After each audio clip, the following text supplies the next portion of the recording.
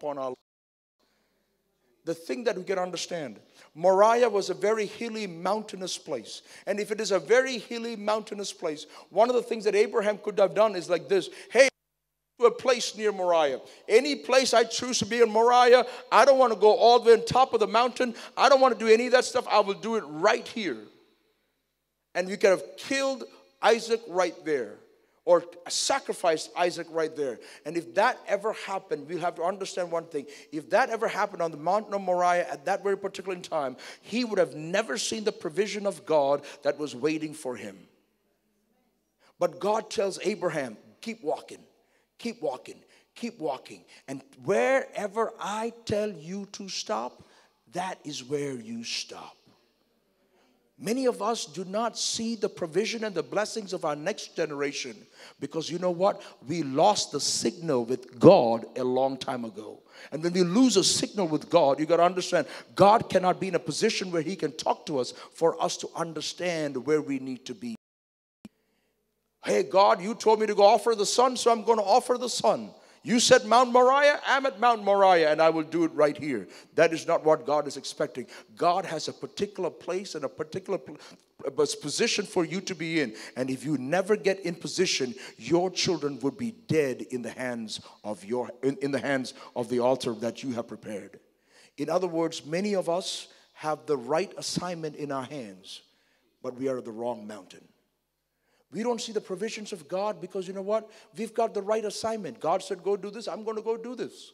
But we stopped listening to God after he started speaking at that time. But God is saying, this is a continual conversation. This is a continual thing that we need to engage ourselves in. And because we're going to engage in these continual things, you do not see what I have prepared for you when you come to the place of sacrifice. Abraham is going, and the Bible says like this, that on the third day, in verse number 4, we see that on the third day, Abraham saw the place. It kind of represents something like the crucifixion of Jesus Christ. Because you know what? For 3 days, Abraham's world has come to a place where it's shut down.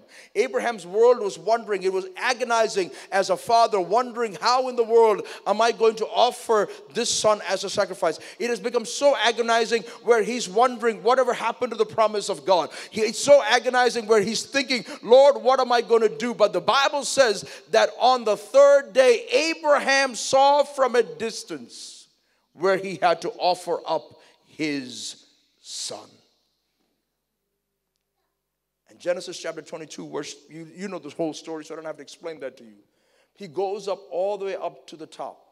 And he goes all the way up to the top. He takes up the son. He offers the son as a sacrifice. He ties him down.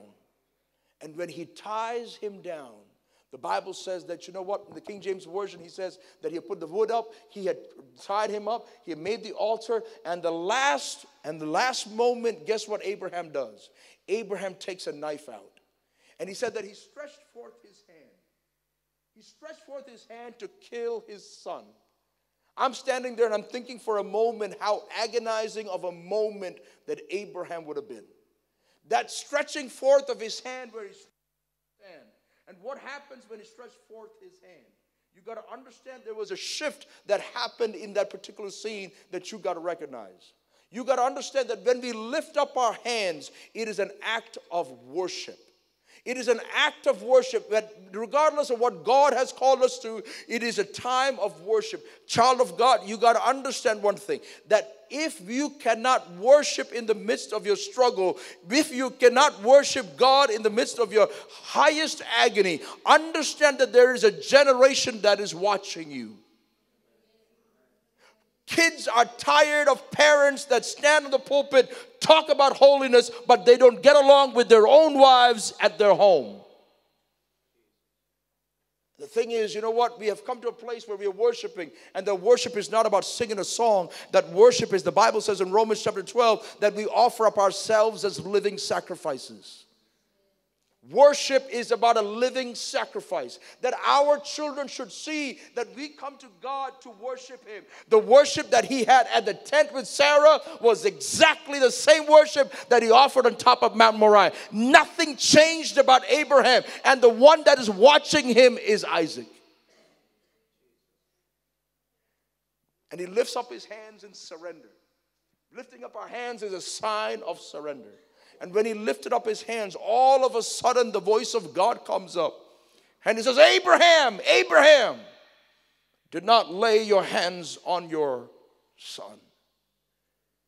When the Abraham generation will come truthful and transparent at home and at your worship place, when the Abraham generation comes to a place where we can come to a place of surrender, God will start speaking again. But this time, you are not the only one that is going to hear. Your generation, the Isaac generation, shall also hear the voice of God. നമ്മുടെ ജീവിതത്തിൽ ആരാധനയുണ്ടെന്ന് പറഞ്ഞിട്ട് നമ്മുടെ മക്കൾക്കാണ് ആരാധന എന്തോന്ന് മനസ്സിലായിട്ടില്ലെങ്കിൽ അത് സഭയുടെയോ പാസ്റ്ററുടെ കുറവല്ല ദൈവദാസന്മാരെ, നമ്മുടെ കുറവാണ്.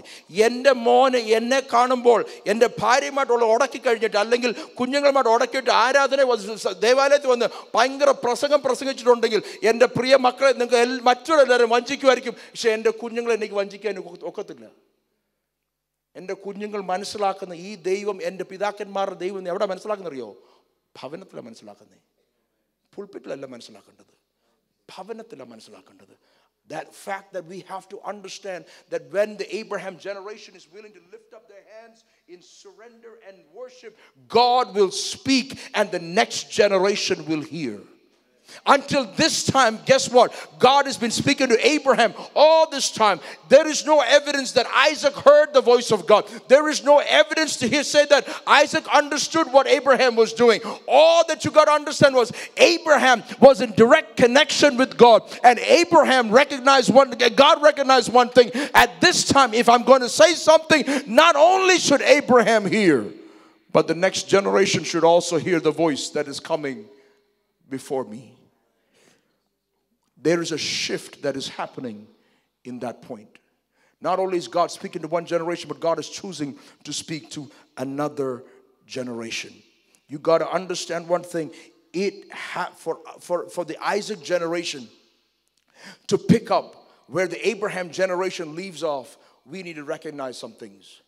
All this time I was talking to the Abraham generation, but there's also an Isaac generation. The obligation does not end with the last generation, but that obligation continues with us as well. My time is fleeting, so I'll be really quick. To the young people, I want to tell you something. For us to carry the baton of gospel of Jesus Christ, there are three things that we got to learn from Isaac himself. First thing that you got to understand, one thing is this, that he had an attitude of servitude. He had a servant spirit. And servant spirit basically means like this. When Abraham saw that it was time, he separated himself from the servants. He said, the donkey has to stay here. The servant, me and my son, we will go worship and come back.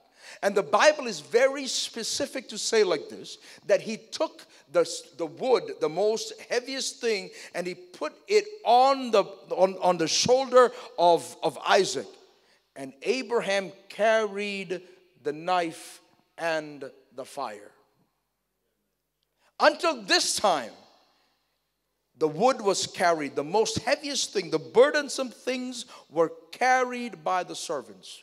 But when the time of worship and when the decision of worship had come in place, Abraham made sure that Isaac was in a place where he was carrying the wood. Child of God, let me tell you something.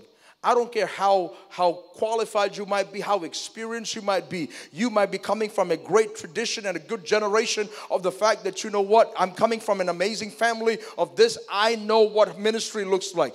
If you cannot carry the burden of the wood, if you cannot carry the burden of the wood in your life, then child of God, you will never see the knife and the